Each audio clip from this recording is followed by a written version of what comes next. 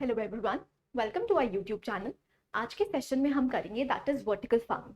Start करेंगे कि ये न्यूज़ में क्यों था, उसके बाद डिफाइन करने की कोशिश करेंगे what is vertical farming, types क्या क्या हैं और इसकी सिग्निफिकेंस क्या है। Let's start the topic. देखिए, सबसे पहले ये न्यूज़ में क्यों था। So recently India is evolving every day with something new. अब देखिए, हमारा जो लैंड एरिया है, अगर हम देखते हैं इंडिया का जो लैंड एरिया है वो परमानेंट है।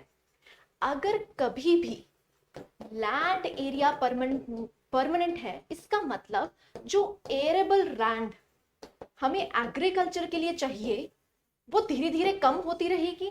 क्यों? क्योंकि पॉपुलेशन इंक्रीजिंग है। If the population increasing and the land area is decreasing due to industrialization or anything else। अब क्योंकि इंडिया एक डेवलपिंग कंट्री है तो यहाँ पर लैंड के ऊपर होने वाली एक्टिविटीज ज्यादा होंगी। So arable land for agriculture becomes very less. So यहाँ पर हमारा मकसद क्या है कि उसी पीस ऑफ लैंड से हम प्रोडक्टिविटी ज्यादा कर पाए।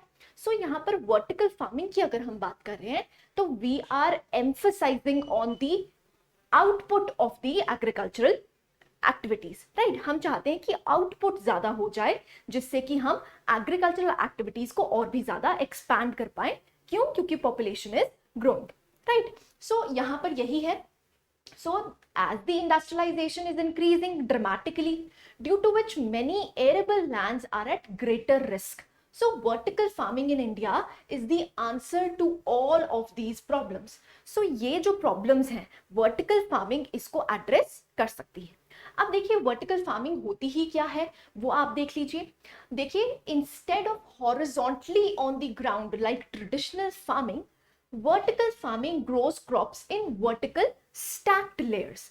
अब क्या होता है, जनरली आप पीस ऑफ लैंड पे क्या करते हैं, प्लांट्स को उगाते हैं, हॉरिजॉन्टली उगा रहे हैं। अब हम क्या कर रहे हैं, हम इनको वर्टिकली उगाएंगे। अब अगर वर्टिकली उगाएंगे इसका मतलब क्या है, सॉइल जहां से जो प्लांट्स है वो न्यूट्रिएंट्स को ऑब्जॉर्ब करते हैं, वो सॉइल की रिप्लेसमेंट चाहिए। क्योंकि ऑब्वियस सी बात है, अगर आप इनको स्टैक्स में लगाएंगे दैट मींस आपको सॉइल नहीं मिलेगी, तो आपको न्यूट्रिएंट्स किसी और वे में प्लांट्स तक पहुंचाने पड़ेंगे। This is the criteria, right. So vertical farming यही करता है, rather than horizontally growing the agricultural wheat और राइस और एनी अदर एक्टिविटी, हम क्या करने की कोशिश कर रहे हैं, हम इनको स्टैक्स में लगाने की कोशिश कर रहे हैं जिससे सेम पीस ऑफ लैंड में हम ज्यादा प्रोडक्टिविटी क्रिएट कर पाए। ठीक है जी। नेक्स्ट आता है, it includes soil less farming techniques. अब ऑब्वियसली बात है, मैंने आपको बताया अगर स्टैक्स में लगा हुआ है तो वो in contact with the soil नहीं है। दैट मीन्स हमें कुछ ऐसी टेक्निक्स अपनानी पड़ेंगी जहां पर हम न्यूट्रिएंट्स विदाउट सॉइल प्लांट्स को दे सके। ठीक है जी। सो अगर हम देखते हैं वर्टिकल फार्मिंग है क्या, so it is a practice of growing crops in vertically stacked layers. Can you see this, यहाँ पर स्टैकिंग की गई है, सेम पीस ऑफ लैंड में ज्यादा प्रोडक्टिविटी करने की कोशिश की गई है। अब देखिए, बहुत से मेथड्स हैं, बहुत से टाइप्स हैं जिससे हम वर्टिकल फार्मिंग कर सकते हैं। पहला है हाइड्रोपोनिक्स, जिसको हम डिटेल में पढ़ेंगे। दूसरा है aeroponics and the last one is aquaponics. अब देखिए, इसका एडवांटेज क्या है वो आप याद कर लीजिए। अगर हम हाइड्रोपोनिक्स की बात करते हैं, यहाँ पर 70% of less water is consumed. ऐसे ही अगर हम एरोपोनिक्स की बात करते हैं, you can see the drastic change, 95% less water than the conventional farms. On the other hand, अगर हम एक्वापोनिक्स की बात करते हैं, यहाँ पर जीरो वेस्ट जनरेट होता है। सो यहाँ से हम एक सस्टेनेबल एग्रीकल्चर की भी बात कर रहे हैं। प्रोडक्टिविटी तो चाहिए चाहिए, साथ में हम सस्टेनेबल होने की भी कोशिश कर रहे हैं। सो ये एक सबसे अच्छा एग्जाम्पल है जहां पर हम सेम पीस ऑफ लैंड से प्रोडक्टिविटी भी इंक्रीज कर पा रहे हैं, ऑन दी अदर हैंड हम सेम पीस ऑफ लैंड से एग्रीकल्चर को सस्टेनेबल भी बनाने की कोशिश कर रहे हैं। अब देखिए, टाइप्स देखते हैं। टाइप्स क्या है, सबसे पहले है हाइड्रोपोनिक्स। अब देखिए, एज द नेम सजेस्ट्स, यहां पर हमने क्या किया है, वाटर को यूज किया है, nutrient rich water I would say, जिससे कि ये जो प्लांट्स हैं ये उग पाए। अब देखिए, यहाँ पर हमने क्या किया है, एक टब लिया है जहां पर जो वाटर है उसमें कुछ न्यूट्रिएंट्स को मिला दिया गया है। सो ये रेजर्वायर हो गया। अब ये न्यूट्रिएंट रिच वाटर को इन प्लांट्स के थ्रू पास किया जाएगा, जिससे ये प्लांट्स अच्छे से ग्रो कर पाएंगे। अब देखिए यहाँ पर सॉइल की जरूरत नहीं है। क्यों? क्योंकि सॉइल एक्चुअली में क्या प्रोवाइड करता है? The nutrients. वो न्यूट्रिएंट्स को हमने किस में मिला दिया? हमने पानी में मिला दिया, इसीलिए वो प्लांट्स को अब सॉइल की जरूरत नहीं है। That is why vertical farming is also known as soilless technique. ठीक है जी। सो आप पढ़ सकते हैं, hydroponics is a method of growing plants in a water based nutrient rich solution. So यहाँ पर वाटर बेस्ड है क्योंकि यहाँ पर सॉइल की जरूरत नहीं है, लेकिन जो सॉइल के न्यूट्रिएंट्स हैं वो ही हमने इस रेजर्वायर में मिक्स कर दिए। ठीक है जी। So this is also a technique which we can use in vertical farming. Next type आता है दैट इज एरोपोनिक्स। देखिए एरोपोनिक्स में हम क्या करते हैं, जो ये रूट्स हैं इनको एयर में ग्रो करने में हेल्प करते हैं, और कभी इनको अगर जरूरत होती है तो हम स्प्रिंकलिंग वाटर से इनको वाटर पहुंचा देते हैं। अब जनरली ये जो टेक्निक है ये ज्यादातर वहां पर कारगर है जहां पर मॉइस्चर रिच है, ह्यूमिडिटी है, मॉइस्चर रिच एनवायरनमेंट है या फिर ह्यूमिडिटी है, क्योंकि एटमॉस्फेयर में ही क्या प्रेजेंट है? That is moisture. सो इसका मतलब क्या है, ये जो रूट्स हैं ये मॉइस्चर कहां से ले लेंगे? एनवायरनमेंट से ले लेंगे, जिससे ये ग्रो करने में हेल्प करेंगे। सो आप देख सकते हैं जो एरोपोनिक्स है, it is an environmental friendly way of farming in which the roots are suspended in the air, in which the roots are suspended in the air and plant grows in a humid environment without soil. So यहाँ पर भी soil की जरूरत नहीं है, जो भी nutrition है उसको कहाँ से मिल रहा है? That is from the environment itself. That is why it is known as environmental friendly type of farming. This is aeroponics. Next type exist करता है that is aquaponic. अब देखिए aquaponic क्या है? It is a system that combines hydroponic with aquaculture.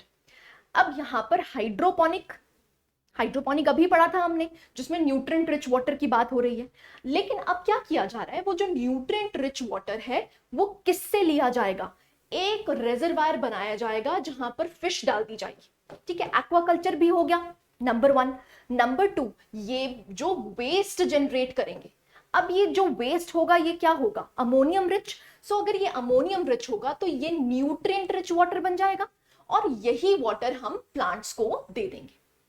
सो यहाँ पर दोनों मकसद फुलफिल हो रहे हैं। जो प्लांट्स हैं उनको न्यूट्रिएंट रिच वाटर मिल गया, दूसरा यहाँ पर हम एक्वाकल्चर भी कर पा रहे हैं। ठीक है, सो आप देख सकते हैं जो फिश है it loses the ammonia rich waste and this waste water flows exactly to the plants. So ये जो ग्रोइंग मीडियम है इसको क्या मिल गया? Nutrient rich water. I hope I am clear. ठीक है जी। So this is aquaponics. I hope I am clear. आपने अभी पढ़ा हाइड्रोपोनिक्स, फिर aeroponics and last one is aquaponics, जहां पर हम एक्वाकल्चर और हाइड्रोपोनिक्स को मिक्स करने की बात कर रहे हैं। ठीक है जी। अब देखते हैं इसकी सिग्निफिकेंस क्या है। सो अगर हम सिग्निफिकेंस की बात करते हैं, यहाँ पर फाइनेंशियल वायबिलिटी है।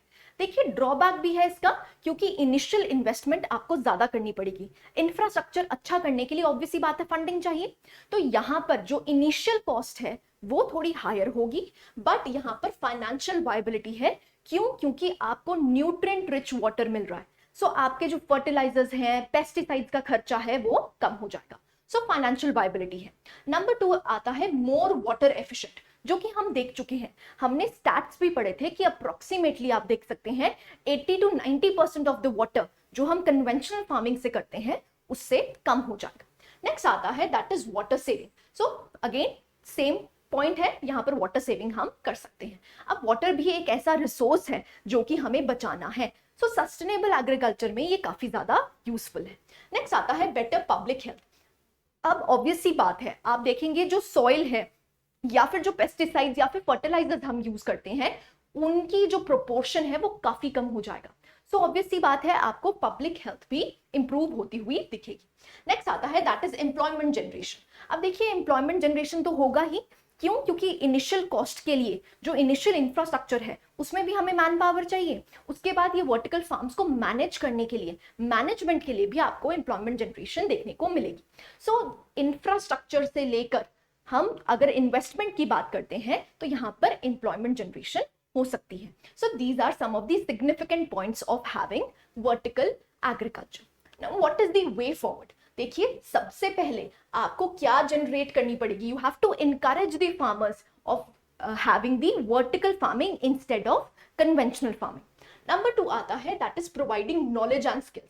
अब देखिए, सबसे पहले फार्मर्स को क्या प्रोवाइड करना पड़ेगा? आपको नॉलेज प्रोवाइड करनी पड़ेगी, आपको स्किल्स देने पड़ेंगे जिससे कि वो वर्टिकल फार्मिंग एफिशिएंटली कर पाए.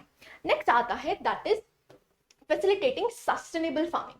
अब सस्टेनेबल फार्मिंग के बारे में मैं बता चुकी हूँ, क्योंकि यहाँ पर हम जितने भी रिसोर्सेज हैं उनको हम एफिशिएंटली यूटिलाइज कर पा रहे हैं, चाहे लैंड हो चाहे वाटर हो, दोनों ही रिसोर्सेज को हमने एफिशिएंटली यूज किया है, तभी ये सस्टेनेबल फार्मिंग में हेल्प करता है. ठीक है जी. And the last one is way ahead for schools. अब स्कूल्स में आपने सुना होगा स्टेम प्रोग्राम, जिसमें हम क्या कोशिश कर रहे हैं? साइंस एंड टेक्नोलॉजी और इनोवेशन को लेके स्कूल चिल्ड्रन में हम जिज्ञासा पैदा करने की कोशिश कर रहे हैं. तो यहाँ पर हम चाहते हैं कि स्कूल लेवल से ही कुछ ऐसे ब्राइट स्टूडेंट्स जो कि साइंस एंड टेक्नोलॉजी में इन्वॉल्व होना चाहते हैं, वो कुछ इनोवेटिव करें. ठीक है जी. So this is the way forward. Vertical farming के एज सच ड्रॉबैक्स बहुत कम है. क्यों? क्योंकि ये सस्टेनेबल है, एनवायरमेंटल फ्रेंडली है, बट इनिशियल कॉस्ट जो है वो काफी ज्यादा है. वो इनिशियल कॉस्ट हम कैसे कम कर सकते हैं? Due to inherently improving the innovative culture in India. ठीक है जी. So this was the holistic coverage of vertical farming. I hope you like the lecture. Thank you very much.